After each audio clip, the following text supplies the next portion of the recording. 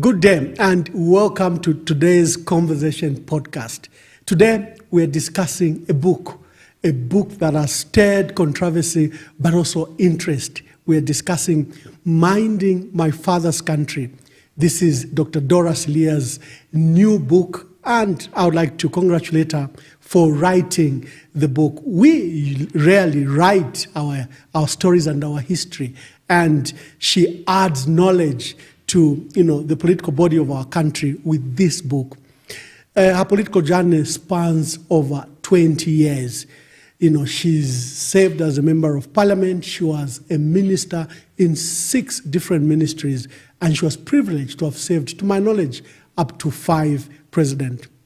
Dr. Dora Siliya, welcome to today's Conversation podcast. Thank you so much, and it's so good to see you. I haven't seen you for a while. I wanted you earlier here, and you snubbed me. Now I understand it was this. I told you I was working very long hours, and I wouldn't have the time to come.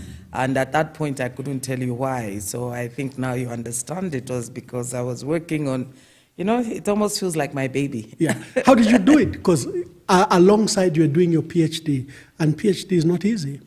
No, it is not. I started my PhD 2018, 2019. I actually started doing the actual research in the field 2020, 2021. How did you manage that? You were a minister, you had to do a re-election campaign, we had COVID. Well, I think we can only say it all happened the way it did because of God. Because sometimes even I look back and I really wonder how I did this. One of the things I found out about writing, you have to be selfish with your time. And I had to be so selfish, keep away from my family, my mother, my grandchildren. I remember my mother sending my uncle to my house to come and find out, is everything okay? Because I have a very close relationship with my mother. I see her now almost every weekend, and that time I would go months without seeing her. And my uncle came to my house and just found papers and posts on all the walls, and it went back and reported, and just leave her alone, she's okay. You didn't do these usual PhDs on the internet. You did a labor-intensive one, the one from the University of Zambia. Yes, I made a decision in 2019. A lot of my friends said, look, just go to Oxford now. You went to Cambridge for your master's. Just find these prestigious universities and go and do your PhD. I felt, look, I have a job, I have my son who just got married, I had my first grandchild, and there were a lot of considerations. So I decided I was going to do it locally, and with the University of Lusaka.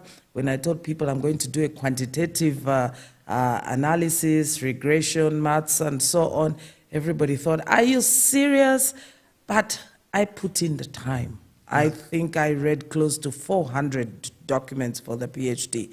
At the same time, trying to organize my thoughts around the book. In fact, I think they worked very well. It was very complementary. When I get so tired looking at agricultural issues, development issues, election expenditure in Zambia, the whole world, I would sort of, calm down by saying, I'm giving myself a few days, I'm going to start writing.